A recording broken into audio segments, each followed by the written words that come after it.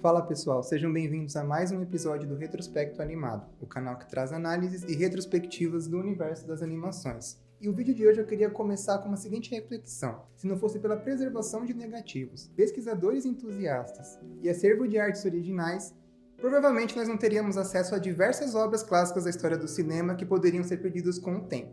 Seja por contexto de guerra, onde esses arquivos eram queimados, ou até mesmo em questões de ditadura. Porque mesmo que hoje em dia tenhamos vários serviços de streaming que conseguem catalogar diversas dessas produções, a gente não tem uma garantia de acesso vitalício a cada uma delas, pois existem várias burocracias envolvendo distribuição e licenciamento entre essas empresas. Nesse sentido, a internet acaba sendo uma ótima fonte para a gente ter acesso a essas produções sem que elas sejam perdidas. Canais como o Cine Antiqua, por exemplo, têm um acervo incrível, incluindo de produções nacionais. Sites de anime também têm um papel fundamental para a preservação desses arquivos. Eu fico impressionado com o tanto de animes que eu encontro do fim da década de 70 e início dos anos 80, com qualidade de som e imagem perfeitos e legenda feitas por fãs. Porém, justamente por serem trabalhos feitos por fãs, eles também correm riscos de uma hora serem derrubados pelas leis de direitos autorais. Então, quando as próprias empresas, donas de suas propriedades intelectuais, criam canais oficiais de acervo dessas produções, é algo a ser celebrado. E a pauta de hoje será focada em apresentar 3 acervos de animação oficiais no YouTube.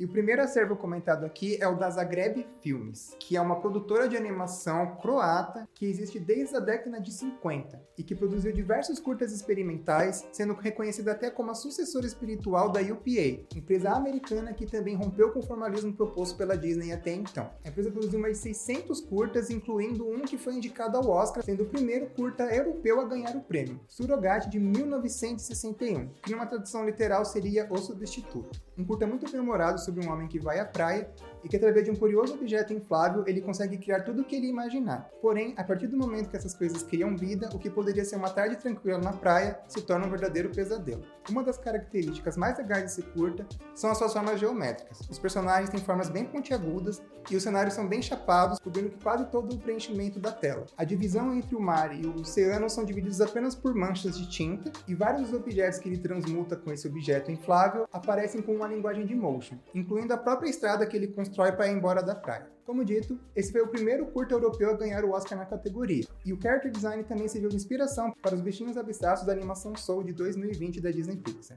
Ainda nesse caminho de experimentalismo e até flertando um pouco com o nonsense, outro curta da Zagreb Filmes que também merece destaque é Piccolo, sobre 2 vizinhos que se respeitavam e que todas as manhãs apreciavam o canto de um passarinho. Porém, a partir do momento que um deles compra uma gaita para reproduzir o som desse passarinho, eles meio que criam uma guerra civil por conta dos ruídos que um começa a fazer e incomoda o outro, resultando nas suas próprias autodestruições. Além dos aspectos visuais já citados em Surrogate, esse novo curta Piccolo vai muito além das possibilidades narrativas da animação. O personagem literalmente usa uma tesoura para cortar uma chuva para impedir uma goteira, desligam o sol para anoitecer mais cedo e giram o ponteiro do relógio para acelerar o tempo. E uma das cenas que mais me chama a atenção é quando o personagem precisa ter uma segunda baqueta para tocar um tambor, e como ele não tem, ele usa o efeito de uma bebedeira para duplicar a sua visão e conseguir essa baqueta. Sim, o curta é nonsense a esse ponto. Além de várias brincadeiras legais com onomatopeias e na variação das cores, tanto dos cenários quanto dos personagens, para representar as suas emoções. E para continuar a nossa lista de indicações de acervo de canais de animação, eu trago um convidado da equipe da produção, o Pedro Tenan. Você... Eu não planejei a pauta direito. Me ajuda.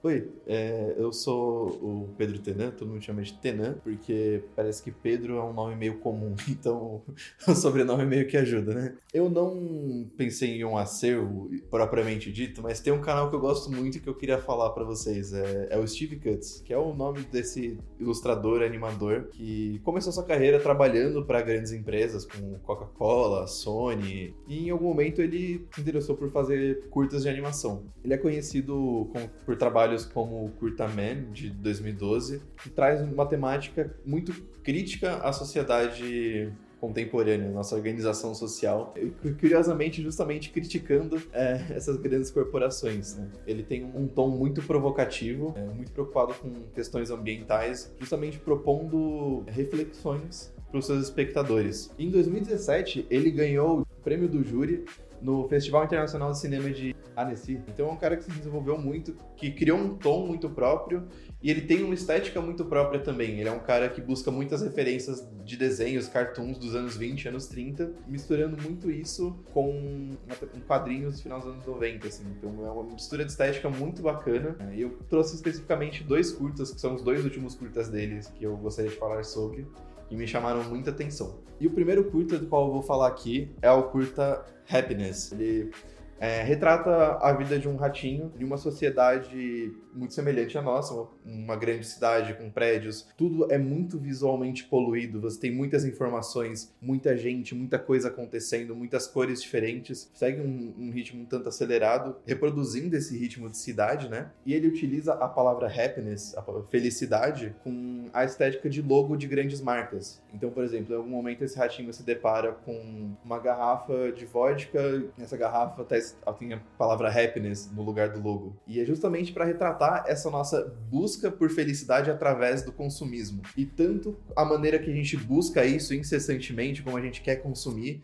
para ser cada vez mais feliz e sempre estar feliz, e a maneira como as grandes empresas exploram isso para continuar fazendo lucro em cima das nossas vontades, da nossa busca por felicidade. O segundo curta, que eu também gostaria de falar aqui, é um curta que me chamou a atenção principalmente por conta da música. Eu gostei muito da música dele, e é o curta The Turning Point, que retrata uma inversão de papéis entre humanos e animais. É como se a sociedade humana fosse animais, vivessem em florestas, em selvas, nos oceanos, e os animais passassem a assumir o papel de seres humanos. Ele basicamente provoca a gente a refletir sobre a questão ambiental e sobre o mal que nós fazemos para o mundo. Ele traz imagens bem chocantes, como pessoas nadando e sendo sufocadas por plástico, pessoas morando numa floresta e macacos com tratores destruindo essa floresta. Então chega a ser um tanto chocante, mas ele usa justamente esse tom satírico, esse tom ácido, para criar a sensibilidade e trazer atenção para temas pertinentes.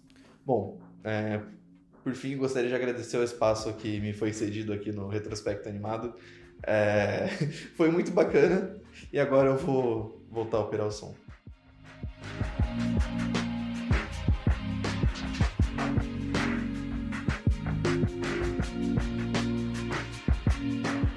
E para encerrar a lista de indicações, outro canal que merece atenção é a National Film Board of Canada, uma produtora canadense que há anos também vem marcando presença no Oscar. Entre as pérolas de seu acervo, destacamos os trabalhos da diretora Evelyn Lambert, que tem um estilo muito peculiar e autoral, brincando com vários recortes de papel em stop motion, sobrepostos a fundos escuros e elementos pontuais como florestas e matos para compor os cenários. Boa parte das suas obras são baseadas em pequenos contos da fábula do Esopo, como The Town Mouse e The Country Mouse de 1980 e o Fine Features de 1968. Em 2022, a autora foi celebrada no Annie Awards, o Oscar da animação, com um prêmio honorário pelo conjunto da carreira.